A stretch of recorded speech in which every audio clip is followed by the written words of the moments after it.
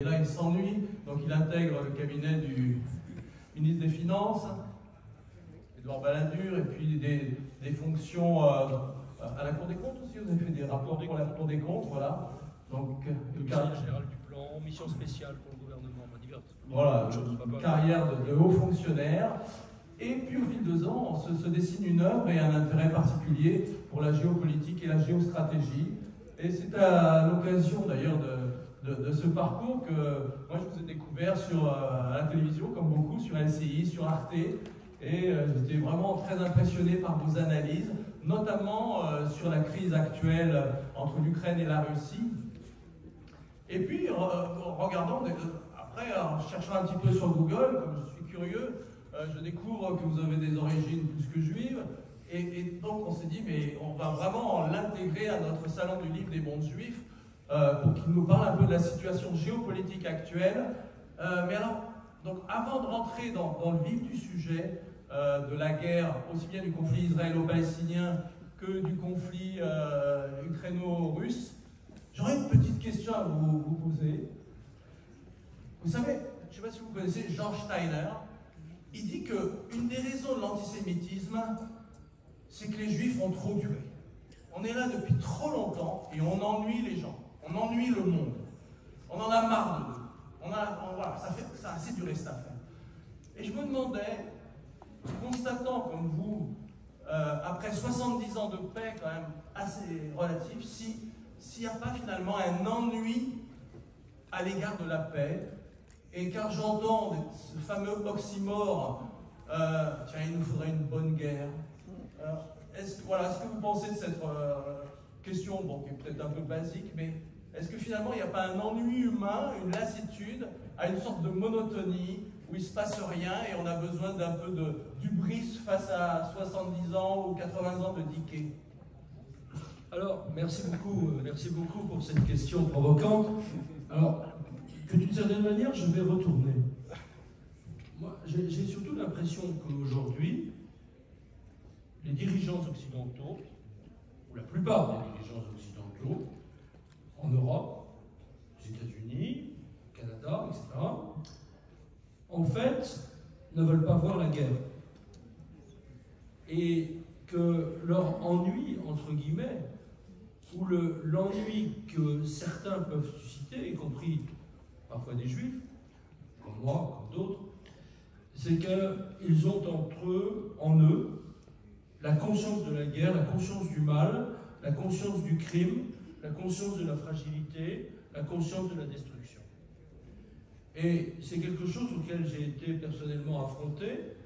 Je fais partie de ceux d'entre vous qui me connaissent déjà, qui, depuis plus de 15 ans, dans des ouvrages, avant celui-ci, dans des articles, lors d'émissions de télévision, sans parler évidemment de tout ce que je peux faire et qui n'est pas nécessairement connu, alertaient sur le danger russe et sur la probabilité d'une nouvelle guerre en Europe, sur le sol européen, qui me disaient, enfin ne me disaient pas ça comme ça, ils n'auraient pas pu le dire, c'était pas politiquement correct, toi avec ta conscience exacerbée de...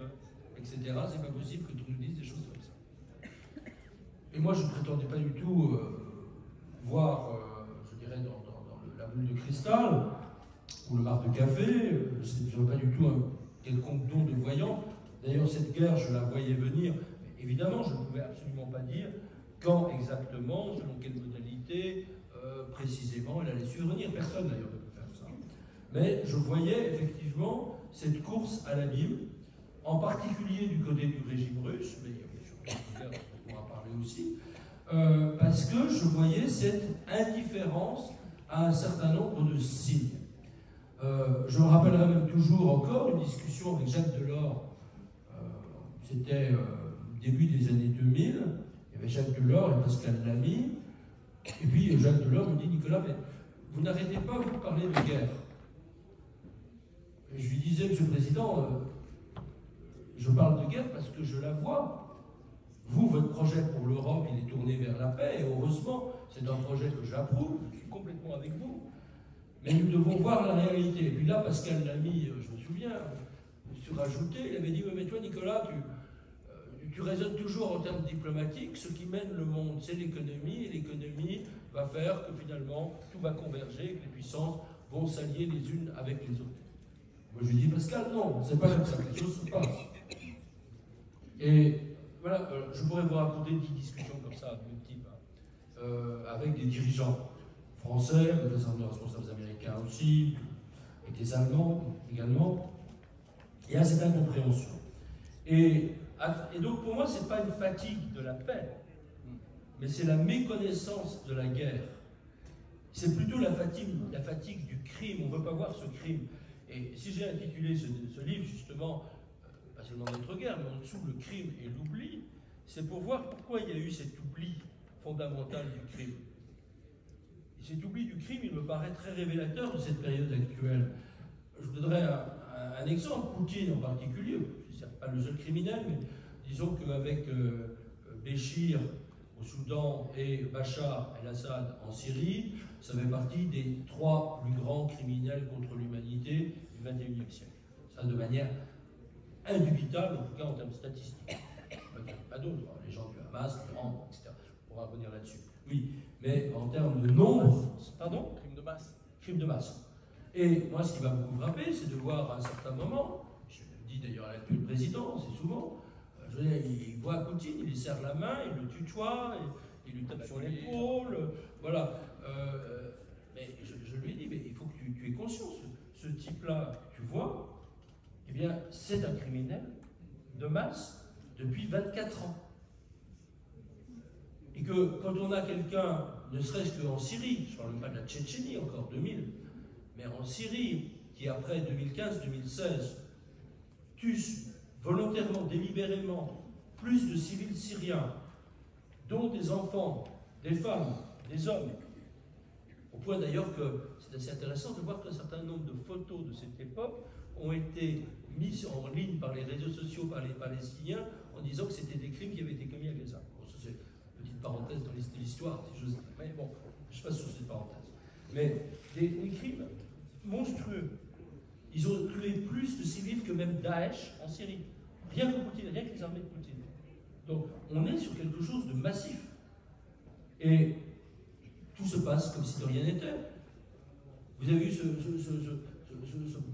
cette Coupe du Monde de foot en 2018 en Russie, où vous aviez des dirigeants, dont Emmanuel Macron, féliciter Poutine pour l'extraordinaire organisation de cette Coupe. Comme si on félicitait Hitler pour les Jeux de Berlin.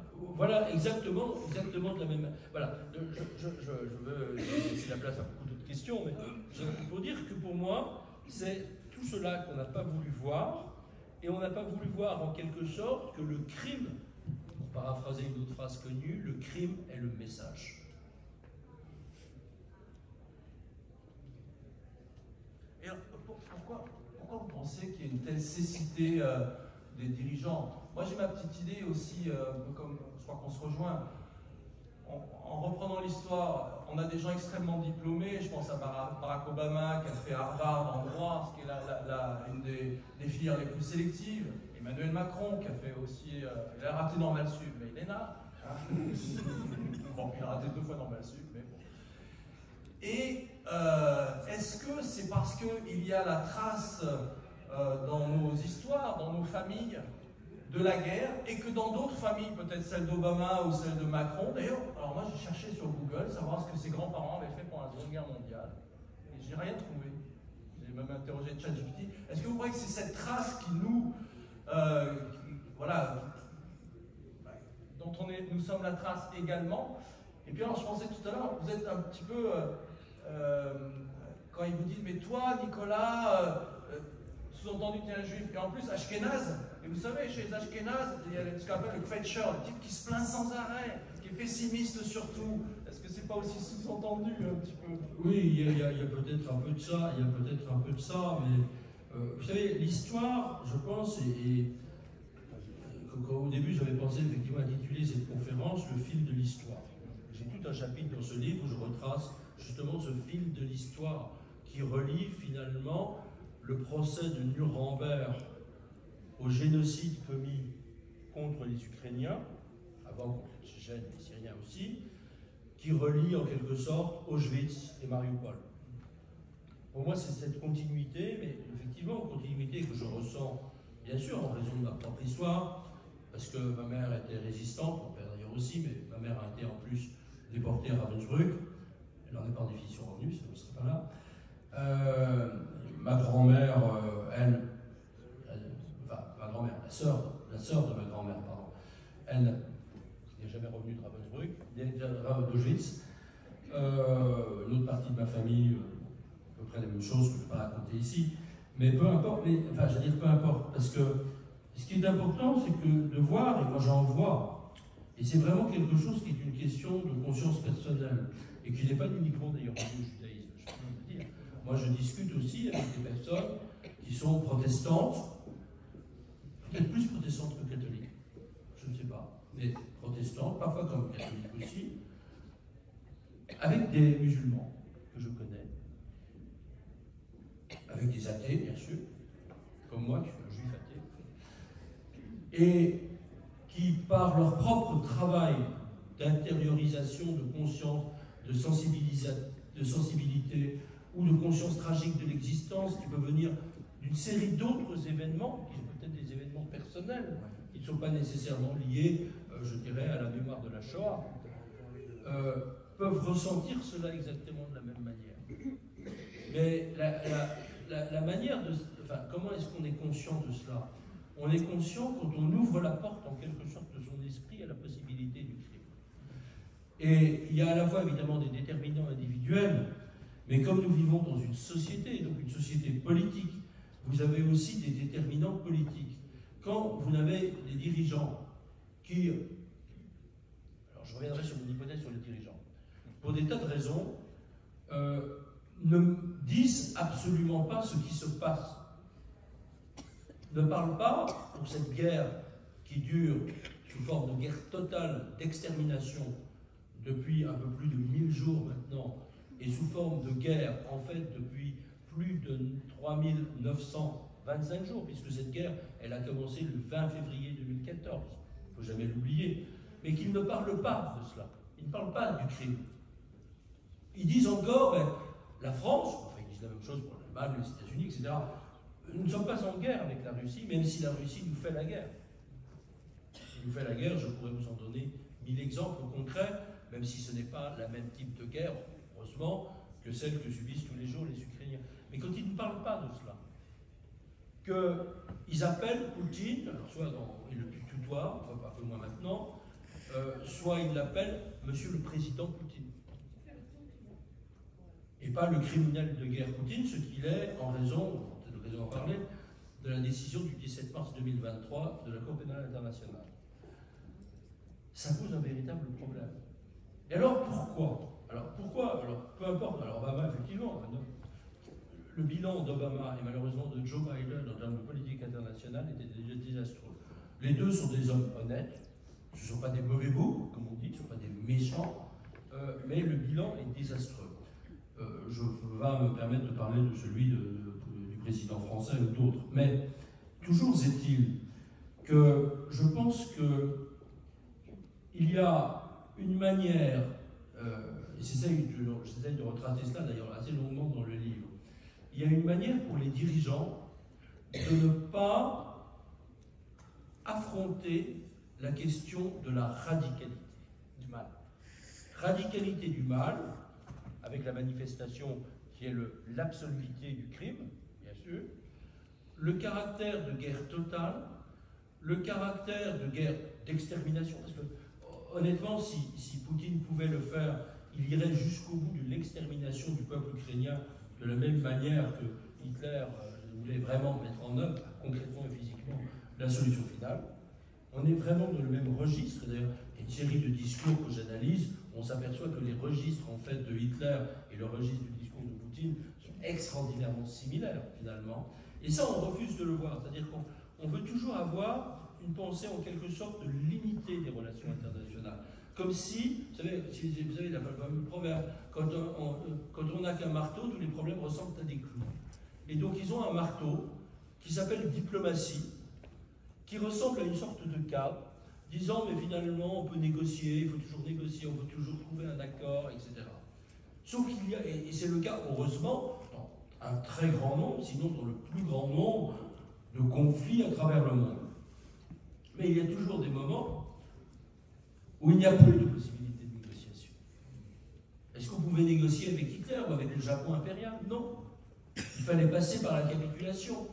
Et puis on entend parfois un certain nombre de personnes qui disent oui, toute guerre se termine par des négociations. Et encore une fois, historiquement, c'est inexact.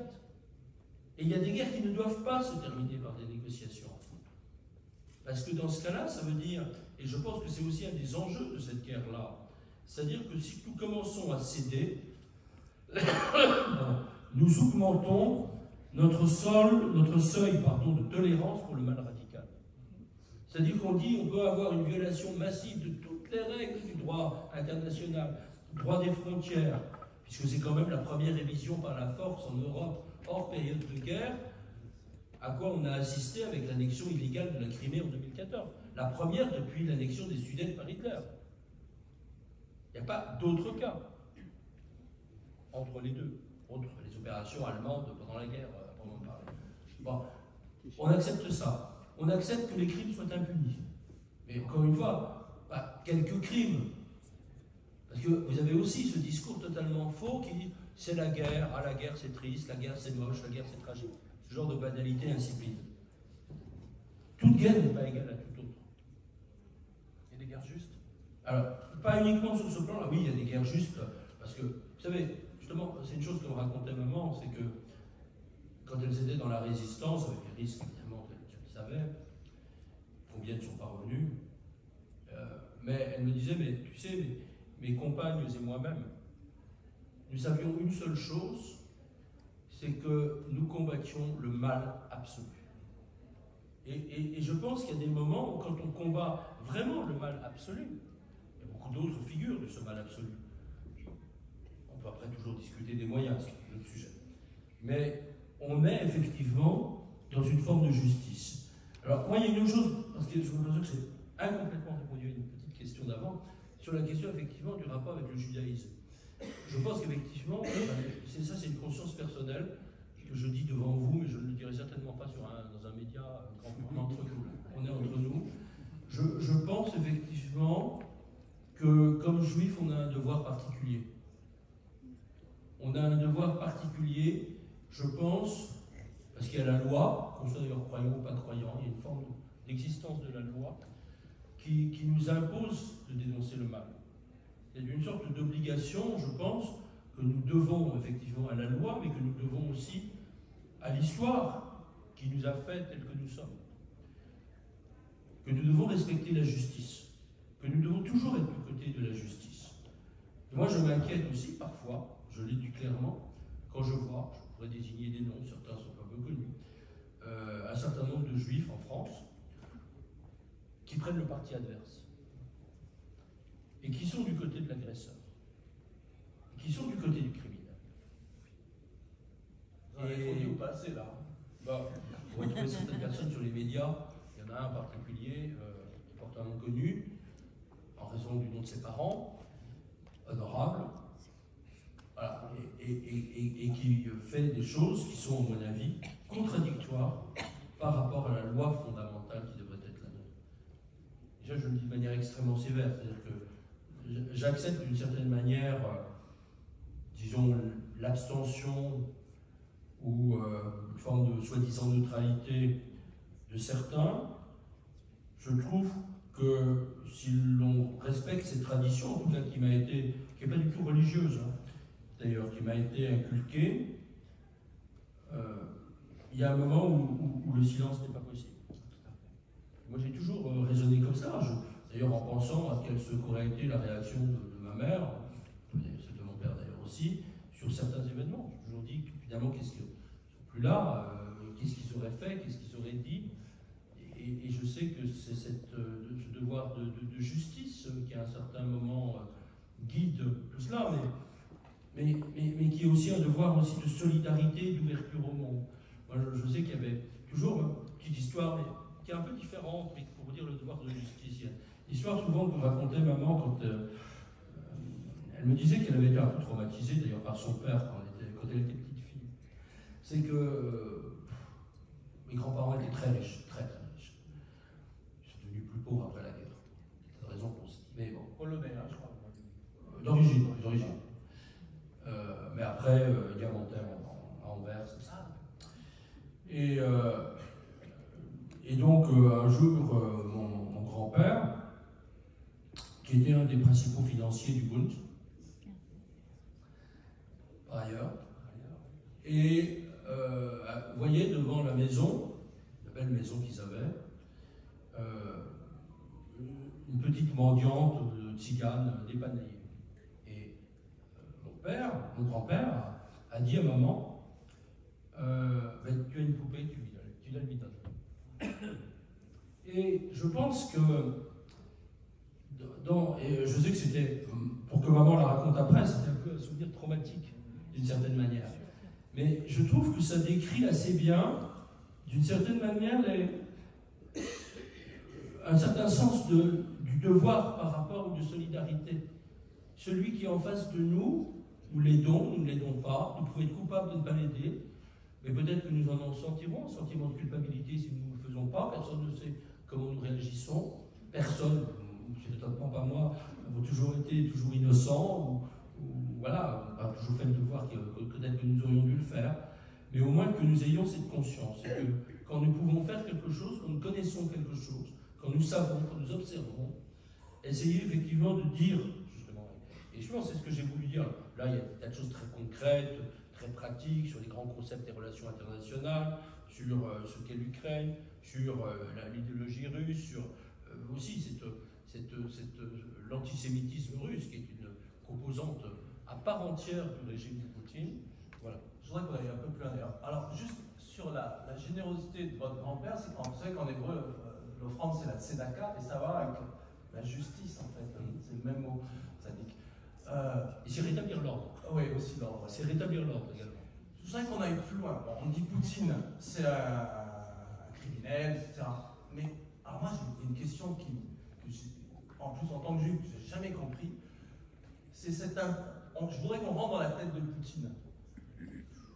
Comment, étant déjà le dirigeant du plus grand pays de la planète, qu'il arrive à peine à peupler avec une courbe démographique qui est en train de s'effondrer encore plus du fait de cette guerre, comment veut-il être dans ce fantasme d'agrandissement des frontières, d'une surface qui devient extraordinaire, alors que nous, justement, nous savons que les petits pays, la Suisse, Israël, l'Estonie, on peut dire, il y a plein d'exemples de petits pays qui ont un très haut niveau de vie, que ce n'est pas du tout la superficie du pays qui va faire sa richesse ou la grandeur de sa civilisation. Comment vous expliquez ce fantasme poutinien, la grandeur géographique du pays? Alors, j'essaie effectivement d'expliquer tout cela, parce que je pense que les visées impérialistes ou néocolonisatrices, c'est ça, de cela qu'il s'agit de Poutine, sont à la fois matériellement importantes dans l'idéologie qu'il diffuse à son peuple, mais sont relativement secondes par rapport à sa réelle intention idéologique, qui est une idéologie de destruction. C'est sa grandeur personnelle? C'est même pas sa grandeur personnelle, c'est... Vous savez, Poutine, d'abord c'est un agent du KGB, vous le savez, qui a sévi à Dresde, qui lorsqu'il était à Dresde d'ailleurs a aidé un groupe bien connu, la Rote Armee Fraktion. Donc quand il aide un groupe terroriste comme le Hamas aujourd'hui, il y a une certaine continuité, si j'ose dire, dans l'histoire, qui a été ensuite, après la chute de l'URSS, est devenu un petit mafieux de Saint-Pétersbourg, des bas-fonds de Saint-Pétersbourg. Vraiment petit mafieux, c'est-à-dire qu'il travaillait avec des gangs qui contrôlaient le trafic de drogue, le trafic de cigarettes, le trafic d'organes, le trafic de filles, le trafic de... Enfin, tout ce que vous voulez. C'était vraiment ça, Poutine. Puis après, il a réussi à... Parce qu'il a assez tactique, et puis il était assez gris, il n'a pas fait peur, mais c'était surtout un des leurs. C'est-à-dire que vous aviez tous les anciens, qu'on appelle Siloviki, les anciens des services qui étaient restés derrière, et qui l'ont présenté à un certain moment à un Yeltsin un peu fatigué et alcoolique au dernier degré, qui finalement l'a nommé en quelque sorte comme son successeur. Puis il a commencé sa carrière, si j'ose dire, comme Premier ministre, par fomenter la seconde guerre de Tchétchénie. Comment? en faisant exploser 3 immeubles d'habitation dans la région de Moscou, faisant plus de 300 victimes russes, donc explosion décidée, faite par le KGB, mais décidée par Poutine, pour dire, voilà, tout ça, ce sont les horribles Tchétchènes qui l'ont fait, maintenant il faut sauver la patrie en danger, et ça a été le début de la seconde guerre de Tchétchénie, une guerre, effectivement, caractérisée, là, déjà, par des crimes absolument sans fin contre les femmes, les enfants, destruction de villages, incendie de l'école, enfin, tous les crimes qu'on a vu se répéter après en Syrie, en Ukraine, etc. Donc, disons, le début s'est marqué sur le crime, mais parfois les criminels ont besoin d'idéologie. Et je ne pense pas que ce soit l'idéologie de la grandeur. Bien sûr, il dit finalement, la Russie n'a pas de frontières. Ouais. Et il y a des grands panneaux publicitaires que vous pouvez voir un peu partout en Russie, avec Poutine en dessous, la Russie n'a pas de frontières. Bon, oui, mais derrière, c'est surtout pour ne rien faire. C'est-à-dire que certains disent, oui, il y a un désir de puissance, mais c'est un désir de puissance pour la destruction. Parce que Poutine, sinon il aurait agi complètement différemment. Il aurait propulsé son économie vers des sommets, il aurait tendu la main vers l'Occident qui lui avait tendu d'ailleurs. On a eu une politique, que ce soit au sein de l'OTAN, de l'Union européenne, de toutes les institutions internationales, au début, à la fin des années 90 et au début des années 2000, malgré certaines erreurs dans les thérapies économiques qui ont été proposées, surtout à l'époque Yeltsin d'ailleurs, mais on a tendu la main. Il aurait saisi cette main. Aujourd'hui, le PIB russe serait un PIB qui aurait progressé de manière considérable. Le niveau de ruine russe, où le taux de pauvreté atteint, je dirais, des records. On fait la même comparaison avec Gaza, hein, en disant que s'ils n'avaient pas choisi l'option de la guerre, ça pourrait être un... voilà, alors c'est pas exactement le même type d'État, ça se régit pas de la même manière. Ça aurait pu être une forme d'émirat riche. Bien sûr, oui, sur la Russie. Mais voilà, et donc en fait, il y a cette idéologie de destruction. Et d'ailleurs, quand on regarde, alors je le fais de manière un peu détaillée, je ne vais pas reprendre tous les éléments, on s'aperçoit que l'idéologie de Poutine, c'est une sorte de syncrétisme. C'est un syncrétisme qui est fait à la fois, bien sûr, un peu de soviétisme, quand même, de l'ultranationalisme grand-russien, de doctrine eurasianiste inspirée de théoriciens comme Alexander Dugin, de néonazisme, puisque l'une des personnalités préférées de Poutine, c'est un certain Ivan Ilyin.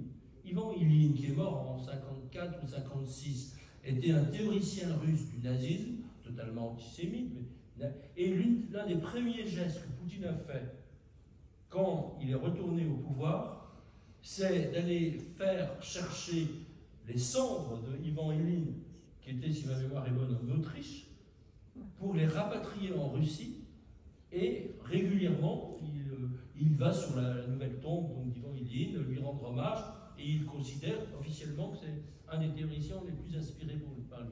Donc, c'est autre chose. Vous avez toute cette idéologie aussi, qui a été très bien décrite par une Russe qui s'appelle Dina Kapaeva dans un livre sur toute la littérature fantastique. Et que vous avez toute une littérature fantastique populaire russe, qui n'a rien à voir avec la littérature fantastique qu'on peut avoir dans les autres pays, notamment en Europe ou aux États-Unis, mais qui est une littérature, comme on dit, gothique, c'est-à-dire effrayante, avec des personnages monstrueux, avec des histoires d'apocalypse.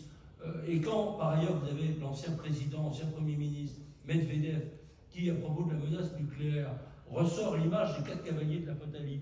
Quand vous avez l'agent du KGB, qui s'appelle Kirill, soi-disant patriarcat orthodoxe de Moscou, qui ressort en disant que l'Occident, c'est si l'antéchrist. Vous voyez aussi l'univers mental, qui n'est pas un univers mental, si vous voulez, en termes de rationalité, je vais faire la grandeur du pays, le bonheur des habitants. Non, la Russie est un pays failli. Vous croyez qu'il croit à ce narratif? Je suis persuadé qu'il a ça dans sa tête et qu'il est dans la destruction. Vous savez, et c'est ça aussi un autre parallèle. Alors, encore une fois, il y a des choses qui sont parallèles, des choses qui n'ont pas de parallèle, bien sûr, avec le nazisme. Vous savez, alors, je sais qu'il y a un des points qui est parfois contesté par les historiens, mais quand même beaucoup considèrent que cette histoire est vraie. Quand, à un certain moment, les nazis donnaient une priorité pour les trains qui allaient vers les camps de concentration par rapport aux trains militaires qui allaient vers le front allemand. C'est pour moi l'image aussi d'une certaine manière de ce qu'est Poutine, c'est-à-dire que la folie de la destruction et de l'anéantissement l'emporte sur tout désir, même parfois rationnel, dans la conduite de la guerre, et a fortiori dans la conduite et l'amélioration de l'économie de la société de son pays. Alors, question suivante. C'est vrai qu'on voit que c'est quelqu'un avec lequel on ne peut pas négocier. On pourra en parler tout à l'heure aussi du Moyen-Orient, où peut-être qu'il y a des marges de négociation. Mais alors, comment voyez-vous, en tant que futurologue et prophète, avec l'élection de Trump qui veut régler en 24 heures le problème de l'Ukraine, on en parlait tout à l'heure, le problème de la conscription en Ukraine qui est difficile, hein, les jeunes Ukrainiens ils veulent moins se battre. De l'autre côté, Poutine fait venir j'ai appelé tout à l'heure des Yéménites, des Népalais, des Indiens, un mercenaire pour renforcer ses propres troupes. Comment voyez-vous la suite de l'affaire? Alors, d'abord, le destin, pardon cette banalité, le destin est ce que nous en ferons. C'est-à-dire qu'aujourd'hui, ça dépend concrètement énormément, même quasi exclusivement de deux choses. D'abord, des pays européens au sens large du terme, je mets dedans le Royaume-Uni et la Norvège qui ne sont pas membres de l'Union européenne. Est-ce que nous aurons, je dirais, la conscience nécessaire, la conscience dont nous parlions tout au début, de passer en économie de guerre et de nous réarmer de manière massive? Alors, la question n'est pas de savoir si on est en 38, 39 ou déjà en 40, ou si on est déjà en 43, je ne sais pas. Mais la question, c'est essentielle, c'est est-ce que nous acceptons, est-ce que nous voulons, est-ce que nous envisageons comme possible d'avoir un 1945 à l'envers? C'est-à-dire un 1945, pour le coup, où ce ne seraient plus les troupes de l'Axe qui auraient été défaites, mais bien les troupes alliées. Et donc aujourd'hui, est-ce que nous sommes capables de parler de cette guerre qui est là, j'appelais notre guerre, qui vient du Haut-Château. Pardon? C'est une uchronie de Philippe Cadic, le maître du Haut-Château, là. Oui, enfin, si vous voulez, mais le vrai sujet, c'est ça, et c'est le sujet européen. C'est-à-dire, est-ce que, moi je veux dire, parfois certains disent, oui, mais alors, oui, mais si on donne quelques milliards de plus à la défense, on va prendre à la sécurité sociale, ou à l'éducation, à la formation, à la jeunesse. Je suis désolé, il y a un certain moment où c'est notre vie qui est en jeu. C'est l'indépendance du pays qui est en jeu. Il y a des choix à faire, ce n'est pas à moi, je ne suis pas au gouvernement. Mais, je veux dire, à quoi ça sert d'avoir la meilleure sécu du monde si c'est pour mourir demain? Je caricature volontairement les choses. Mais, je veux dire, on est quand même à un certain moment devant des choix qui sont littéralement ces choix-là. Donc ça dépend de cela. Deuxièmement, ça dépend aussi de la capacité des Ukrainiens à, je dirais, se renforcer. Moi, les 5 fois où je suis allé à Kiev depuis le début de la guerre totale, j'ai vu un peuple à la fois, comment dire, effondré, dans un état vraiment terrible. Vous avez plus de 75% de chaque personne en Ukraine qui a dans sa famille ou son premier cercle d'amis, très très proche, quelqu'un qui est mort ou qui est mutilé à vie, qui a perdu les yeux, qui a perdu les jambes, qui a perdu les bras, parfois l'ensemble. Donc, mais qui se dit, demain, nous allons toujours continuer à combattre. C'est aussi un peuple qui a une capacité, notamment les ingénieurs, d'innovation technologique absolument admirable. Alors, avant, à l'époque de l'URSS, c'est-à-dire c'était les ingénieurs des missiles soviétiques à l'époque. Et là, moi je vois ce qu'ils font en matière de drones, combien ils sont capables d'aller jusqu'à 1500 km au-delà, en profondeur du territoire russe, c'est absolument admirable. Et ils arrivent à produire 1 million de drones maintenant, par an, dans des sous-sols enterrés, parfois alors que même il y a des coupures d'électricité. Quand un peuple sait qu'il doit survivre, il fait tout pour survivre. Et c'est ça que je trouve admirable. Après, il y a plein d'autres choses. On peut dire, oui, il y a des tas de problèmes en Ukraine. Oui, vous savez, je suis en Ukraine depuis 20 ans. Je sais que j'en connais des problèmes. Oui, il y en a. Mais je vois aussi cette réalité de ce peuple-là. Et comme le disait une ancienne parlementaire ukrainienne, si nous continuons à combattre, nous savons, nous allons mourir par milliers. Si nous nous rendons, nous allons mourir par millions. Et c'est ça, parce que certains parlent de négociation. Sur quoi? Vous abandonnez une partie des territoires, c'est-à-dire une partie de la Crimée, une partie du Donbass, Est-ce que vous savez ce qui se passe dans ces territoires tous les jours? Ce sont des viols de masse, ce sont des tortures, ce sont des exécutions forcées, ce sont des déportations d'enfants. Aujourd'hui, il semblerait que plus d'une centaine de milliers d'enfants ukrainiens aient été déportés pour être russifiés. Et ça, c'est un crime de génocide en vertu de la Convention du 9 décembre 1948. Donc, je veux dire, parler de négociation, ça veut dire, vous allez autoriser M. Poutine à continuer ses crimes en toute impunité. Voilà, on va dire à M. Hitler, bon, il y a une partie de la Pologne, hein, voilà, vous gardez cette partie de la Pologne. Oui, il y a des camps de concentration dessus. On vous les laisse, hein, mais on accepte la paix. C'est vraiment cela. Je suis désolé de prendre cette image-là. Mais c'est cette image-là qu'il faut. Et je le dis comme fils d'homme. Mais alors, poussons le bouchon un peu plus loin. Est-ce que vous pensez que les Ukrainiens seuls peuvent être plus forts que les Russes? Ou vous, je sais que vous êtes conseiller à l'OTAN aussi, qu'il faut que l'OTAN rentre dans le conflit également? Alors, je ne suis pas conseiller à l'OTAN.